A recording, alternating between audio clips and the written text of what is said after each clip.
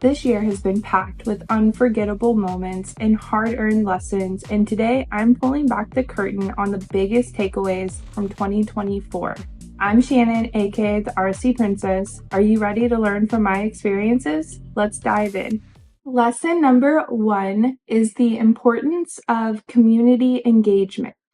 First off, I have met and become pretty good friends with so many RC enthusiasts this year. Without being a part of the community, that never would have happened. I think it's also important to share in the community for the simple fact of sharing your knowledge and gaining knowledge from other people on things that you may not know or you need a little extra help with. The community can really help you do that, and then you can also be helping someone else. The RC community is a great resource to really grow in this hobby. Other members can help you troubleshoot or give you advice when you ask on a certain topic or whatnot. So the community is just really important, and it's important that we keep it strong and growing. And most of the time, it is more fun to go out with a group of really good friends or family than to go alone. Don't get me wrong, I love my alone time, but most of the time, it's way more fun to go with my friends and family than it is to just go out. And if something cool happens, at least I captured it on camera, but like nobody's there to share that moment. So, importance of community is the first lesson that I learned. Lesson number 2 is the importance of testing. So let's say you have 2 rigs and you set them up the exact same and you go to run them and what? They don't perform the same way. That is where the importance of testing comes in. I have learned to start from square one with each and every rig. I can definitely take inspiration from my other trucks, but I try to give every truck that comes in a fresh start. For example, the Axial CJ7 is never going to perform like the Red Cat Ascent Fusion. So it would be a waste of time to try and recreate the Red Cat in the CJ7. They are different style crawlers with different setups, different weight distributions, just completely not even in the same category. I like to test my rigs along the way to see what is really necessary for an upgrade and what is not. And you're going to find out that not every truck needs the same upgrades to perform well. So, for sure, important to test and not just assume.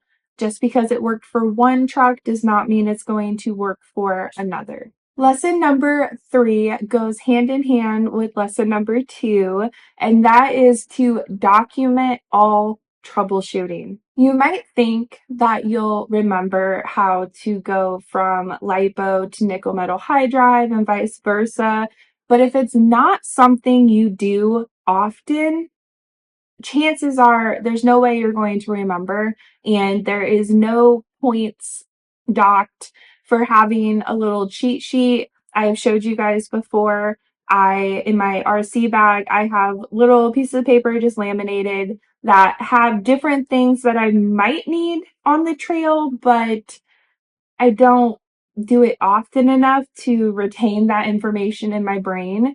And the reason I do that and I don't just grab my phone to go to Google is because cell service around Iowa, where I'm at anyway, just is non-existent, especially at a lot of places we go. So like Wildcat Den, no signal. The Gorge, no signal. So yes, that's why I don't just assume my phone is going to work. I have it down on a sheet of paper so it's easy to grab, look, okay.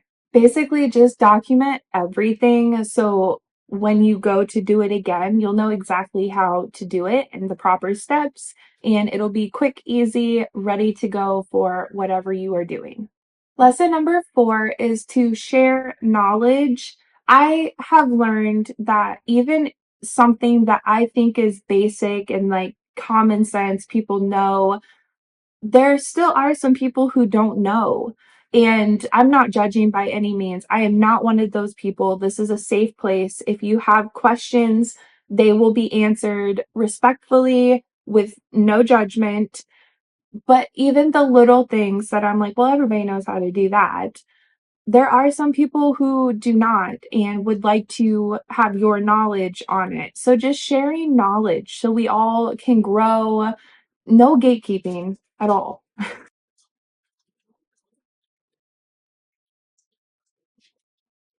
Are you good?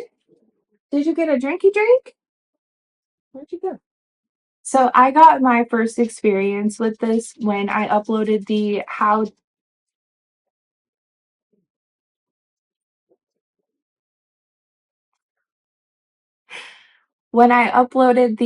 to unglue your tires video. I was not even going to do a video on that. I wasn't. I was like, well, everybody knows how to do this. Everybody's got their own technique, blah, blah. And my friend Bobby over at RC Garages, hi, shout out, he convinced me to do the video. And you guys, it's actually a really successful video. Like, I think as it stands today, it's got like over 7,000 views, I think. I don't know. I don't check that stuff very often. So that to me, it makes me feel like I helped a bunch of people. Like, that could be 7,000 people that I shared my knowledge to, whether they were receptive of it or nice about it. That's on them. But I was able to share my knowledge to that many people. So that's what I'm saying. Even things you think are so small and non-significant, insignificant, just share your knowledge, but share it in a respectful manner. That's what I try to do here. I try to gear this channel towards everyone, experienced, complete beginners, middle of the line. I want to gear my experiences and my knowledge towards everyone. I want to have a little something for everyone. So in my October video for the pink trio wheels, that's why I slowed down one of the wheels on how to put the bead locks in. I thought everybody knew how to do that, but I guess for people just entering the hobby, like back in the day, I didn't know how to do that. I mean, again, there's always somebody starting from a lower standpoint than you, so just share your knowledge. Lesson number 5 is it is okay to explore different interests.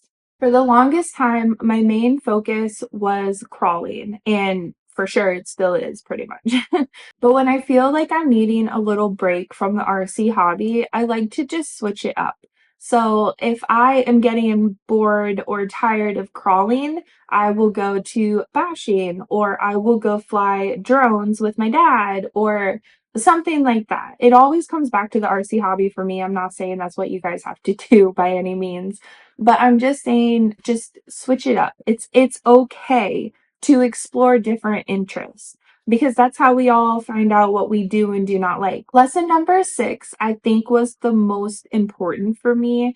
And it was a lesson that there is a broader impact from the RC hobby. It's not just a bunch of people going out to run radio controlled trucks. It's actually there's a whole nother side to it, and I'm very proud to be a part of this community for the simple fact of it does help many others. There are so many ways to give back to the world and other people just coming from the RC hobby alone.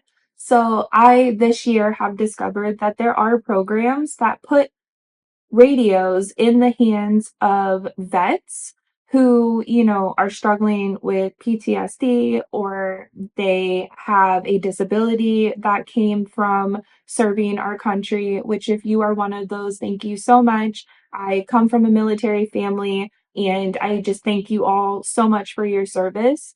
And yeah, that's all I'm going to say about that before I start crying.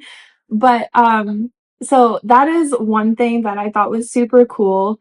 And I'm very proud to be a part of this community that does stuff like that. There are also programs that give struggling kids RC cars, so it can give them the strength to help resist the world's negative impacts.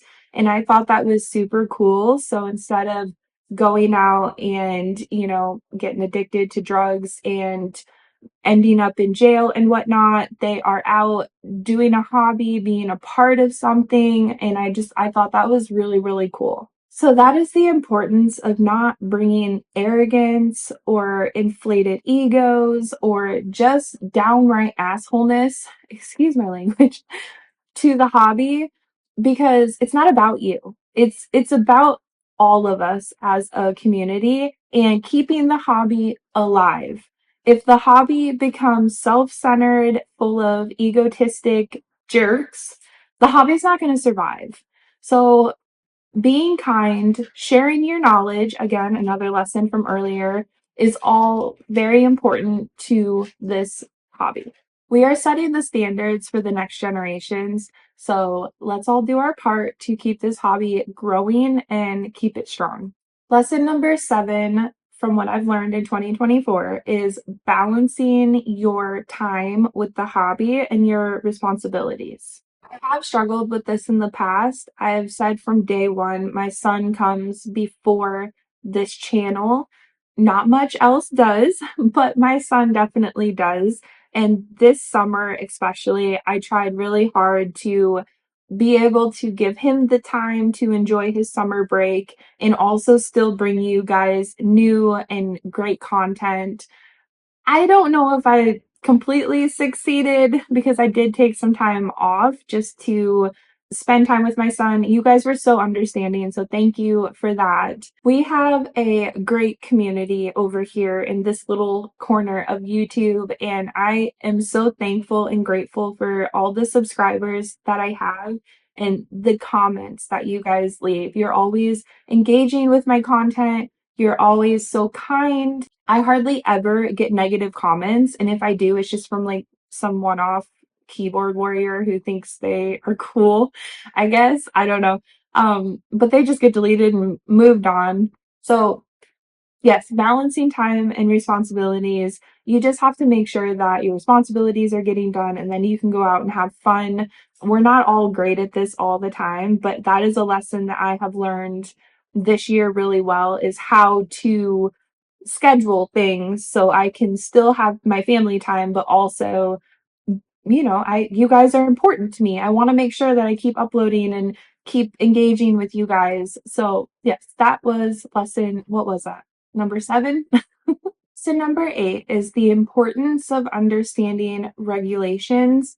I don't personally have much experience with this, but I have heard stories. I did, however, go to a new like park one time and I did see a sign that said no motor vehicles, but I proceeded to go crawl, but something was just like eating at me. On one hand, I consider motor vehicles to be things that can cause harm or damage, so like a car or an ATV or something like that. But these RC cars do have motors, so I ended up feeling guilty and I just packed up and moved on to another location that I knew was approved for RC cars. So the lesson here is to just make sure that you're not ever breaking any rules or protocols and just being respectful. If you don't know, it's worth asking. The reason I didn't ask and I just packed up was because I couldn't find anybody. There was no number to call and I was like, well, it's not worth it. I have heard those fines can get pretty hefty. So to me, it was just easier and a better decision to pack up and head somewhere where I knew it was okay. So those are my lessons that I have learned in 2024. I would love to know what you guys have learned this year. So if you could leave a comment down below so we can all expand our knowledge again with the knowledge sharing. As always, if you guys enjoyed this video, go ahead and hit that thumbs up button at the bottom of the screen and also hit that subscribe button so you can stick around for future uploads. And I will talk to you guys in my next video. Bye!